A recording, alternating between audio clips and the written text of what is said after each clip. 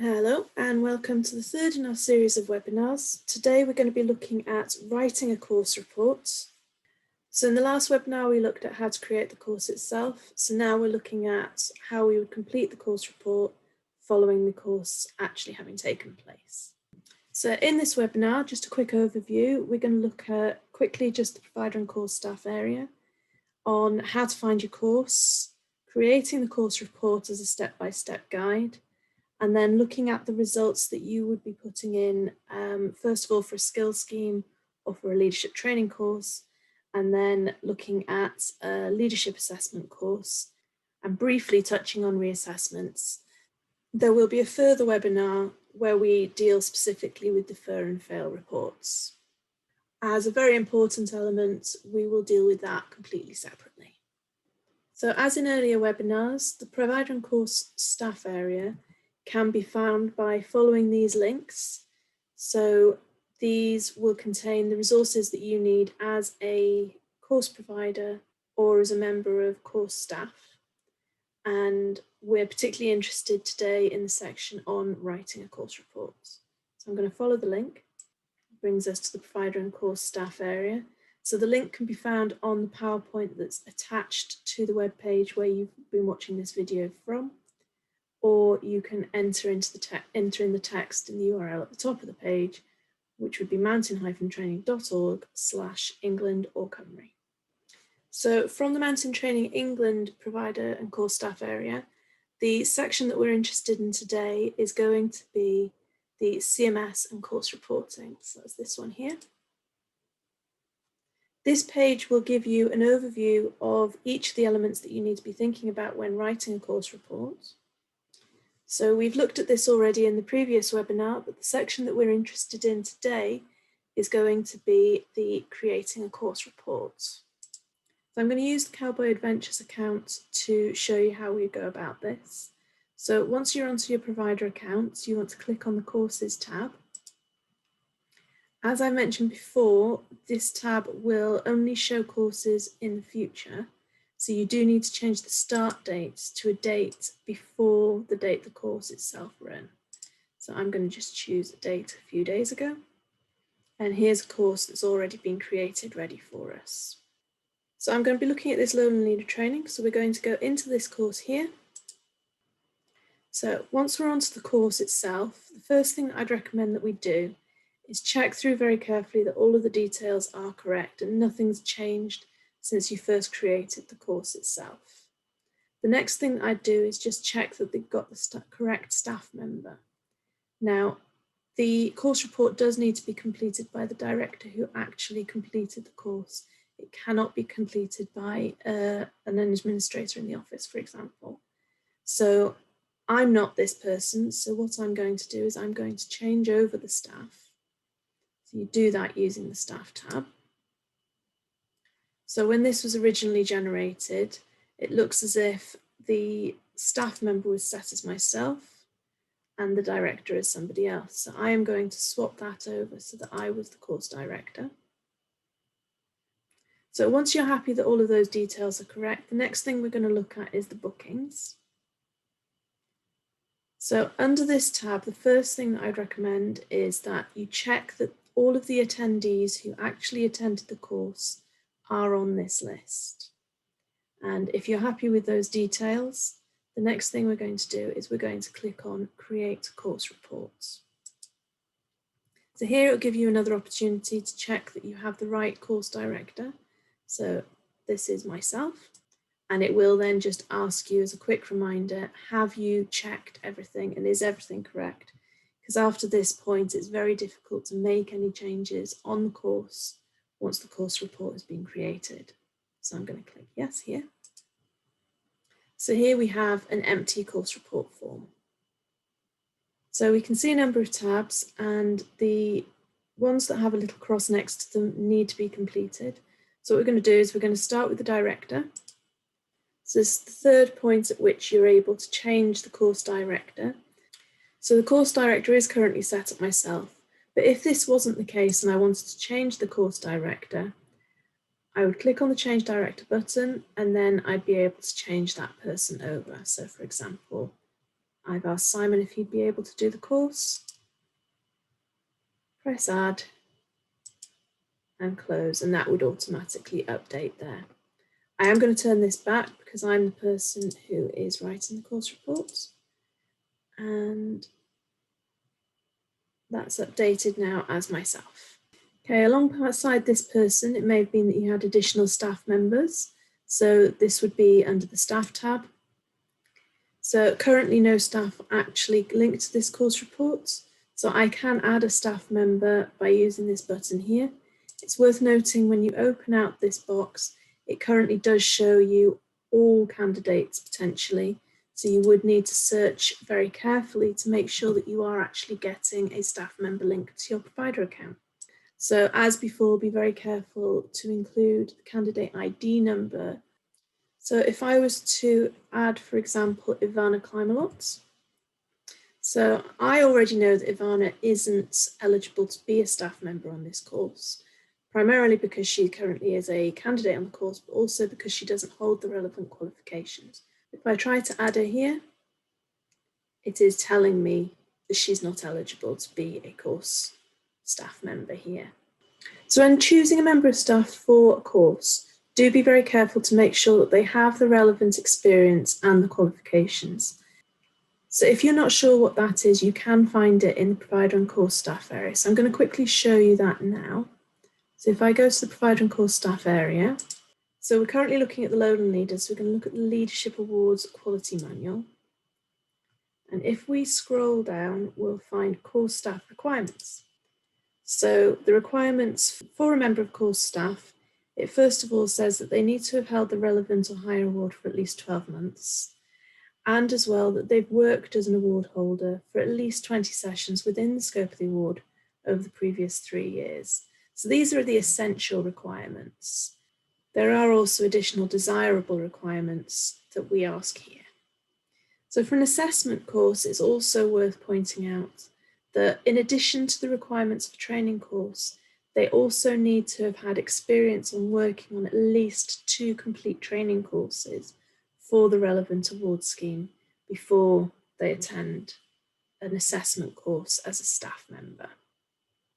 If you are unsure then of what the relevant or higher award is, you can find this under the scheme information.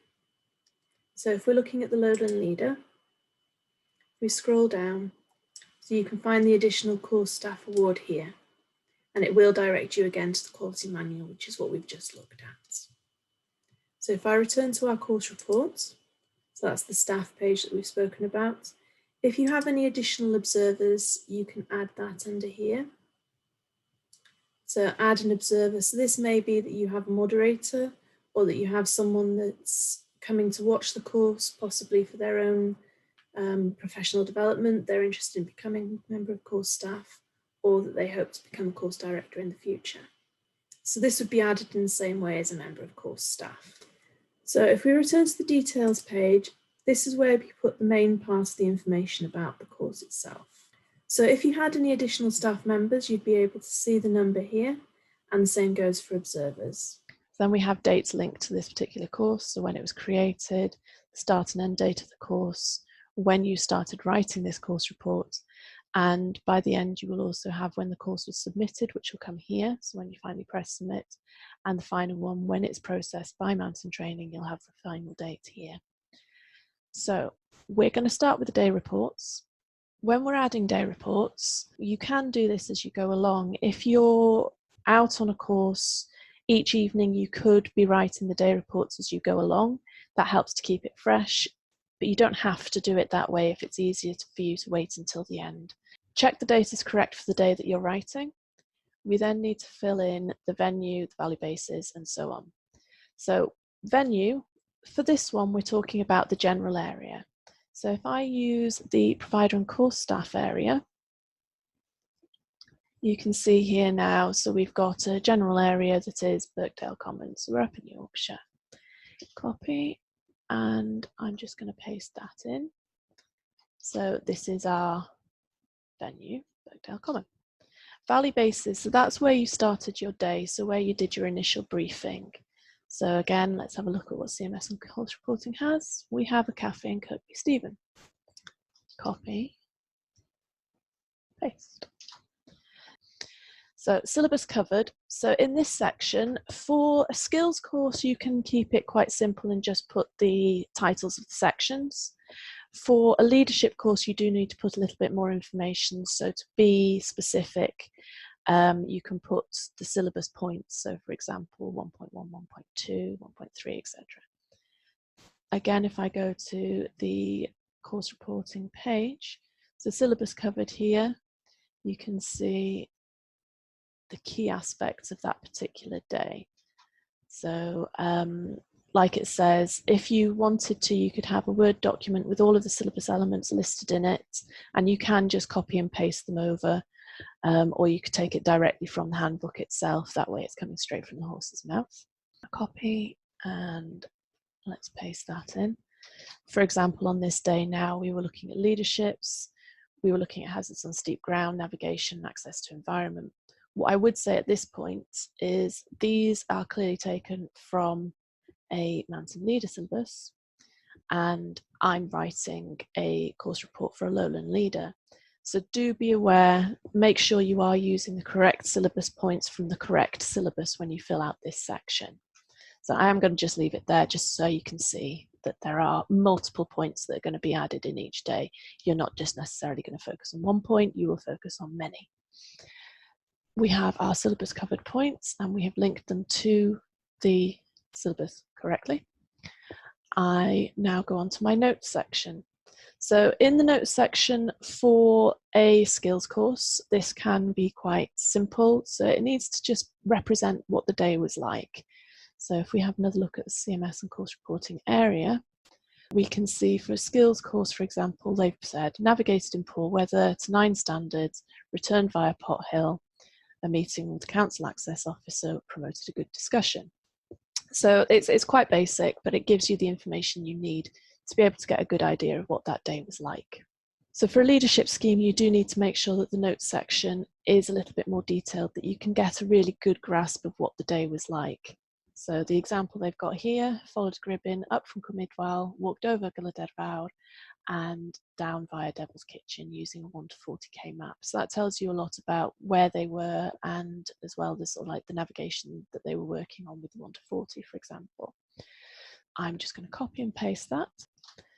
So that's quite a small, succinct description. You can go into a little bit more detail. You can add more points if you like.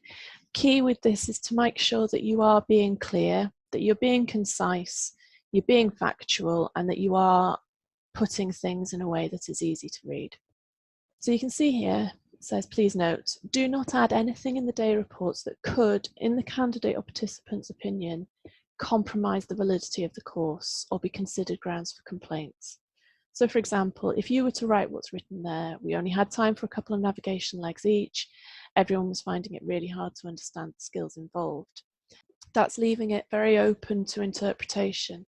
So if you imagine that a candidate on that course was to see that note, they could turn around very easily and say, well, I wasn't able to show you my skills involved because we didn't do enough legs. Had you done more legs, I'd have had more of an opportunity to show my skill. So that's immediately grounds for them to come back to us as a complaint.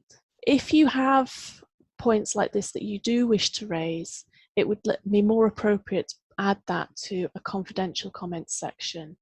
That way then, if the information is more sensitive or there is feedback that is pertaining to an individual, it would be more appropriate in the confidential comments section. The notes section itself, so the section we're looking at right now, should be factual. It should be linked to the course itself as opposed to the individuals involved. So once we've finished writing our notes section, we then go on to the linked staff for that day.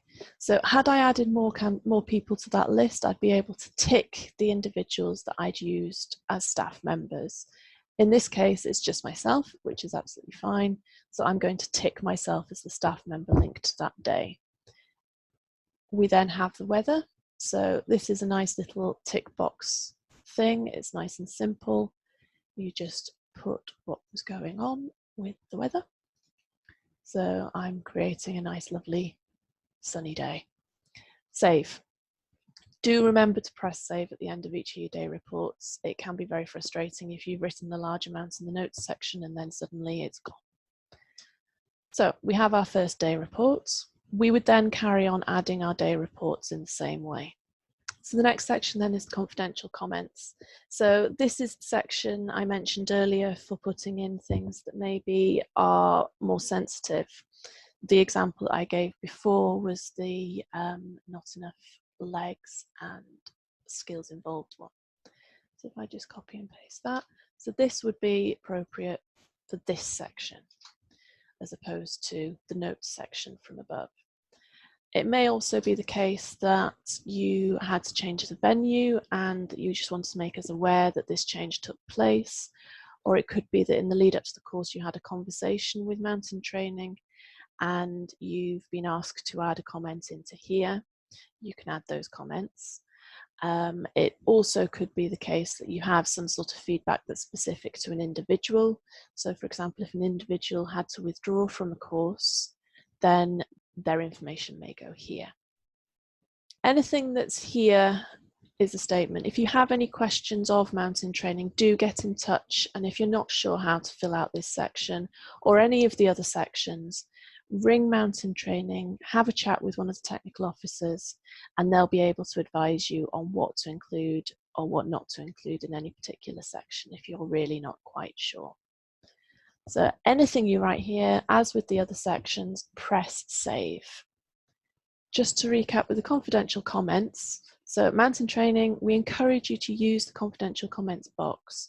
It is only viewable by yourselves and your linked course staff and by Mountain Training.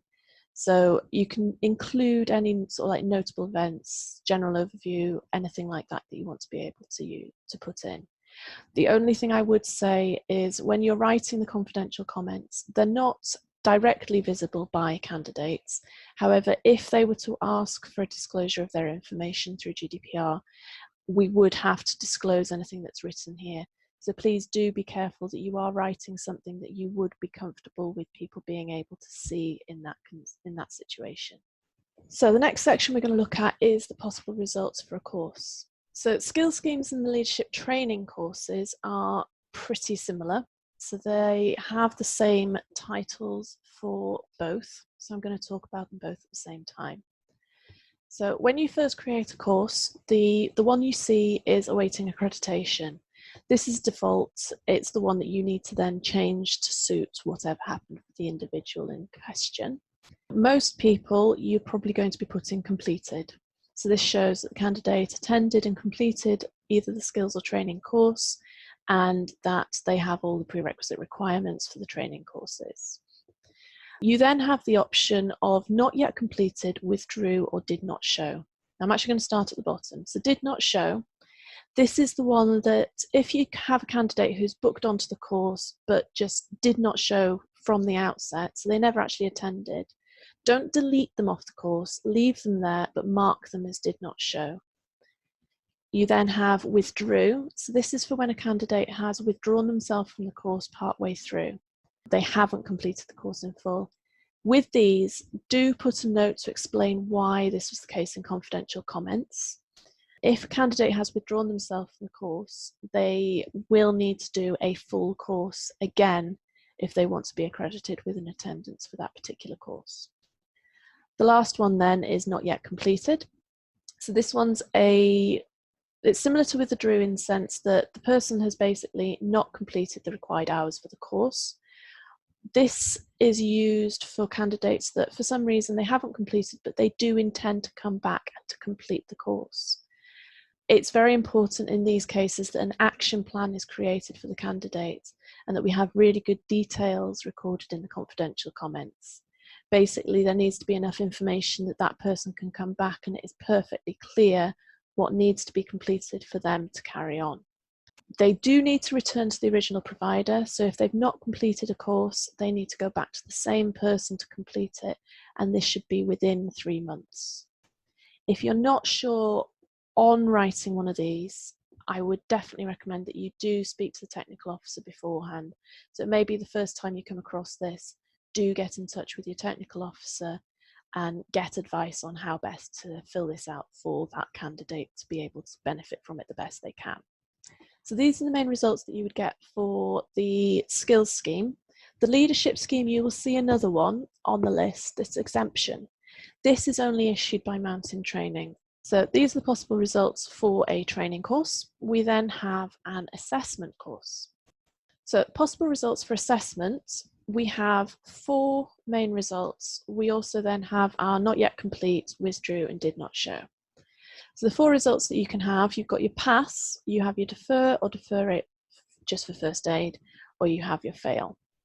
So pass results, this is for the successful candidates. So this is the results where they've attended the full course, the required number of hours, they've shown that they've met the prerequisite requirement, they have the experience necessary, and that they have met all of the requirements of the syllabus, and that you're happy with them as competent individuals. You would press pass. This is also the case for an expedition skills module in the indoor climbing assistant. Both of these are modules that have training and assessment in the one course. So again, if the candidate has been deemed competent, they've attended the course in full, you would give these a pass as well. You then have your 2 defers and your fail. So with a deferral or a fail, there will also need to be an additional document written for those candidates, a defer or fail report. I will talk about these in the future, but it's not part of this webinar. It's an important topic and it does need to be looked at independently. It does need to be looked at on its own. The deferrals are when you've got a candidate who has generally performed well, they've shown the necessary experience and attributes, but there isn't complete proficiency. So it may be that certain aspects of the syllabus haven't been met fully, or that there's a lack of experience that's been identified, and it's felt that that candidate just needs a little bit more time to go away to gain that experience and to come back and have a reassessment on those particular elements. So with a deferral, you will also write your deferral report, which is split into 3 sections where you'll look at how they've done, how they can progress, and then how they should be reassessed. The deferral for a first aid only, it's only for a person who has a missing first aid certificate. If there is any other area where they're lacking competency so that they would have been deferred, you would use defer as opposed to defer first aid. This is literally only that you have not seen a first aid certificate or they are not first aid trained at present.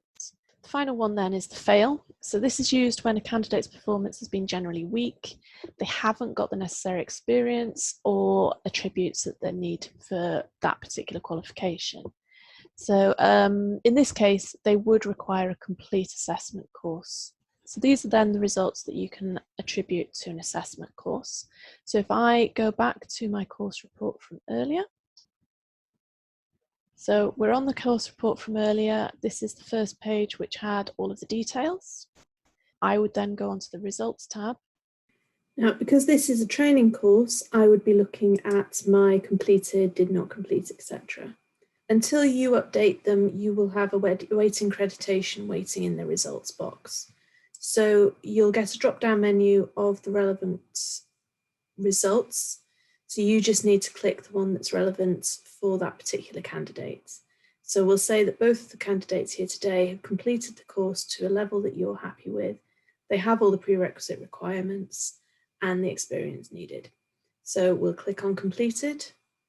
You'll get a green box in the top right-hand corner that just confirms that that has been updated. So we'll do the same there for the second candidate.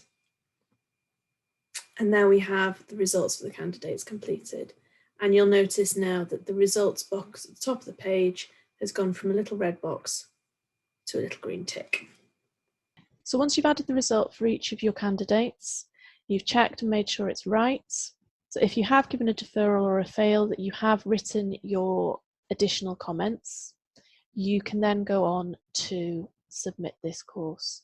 So before you submit, just quickly go back through, check all your details are correct, that you're happy that you've got all your syllabus points, that your notes are correct, you've got the right staff members allocated to the correct days, that you have all of the day reports. In this case, I've only done one, but you would, for most courses, have multiple day reports there. that you have all of the information that you feel is required in the confidential comments. And once you're happy with all of that, that your results are correct, that you have the correct director, you've linked all your correct staff members and observers, you can then press submit. So there's a submit button at the top here. There is also one down the bottom. So press submit. It will then say comment saved successfully.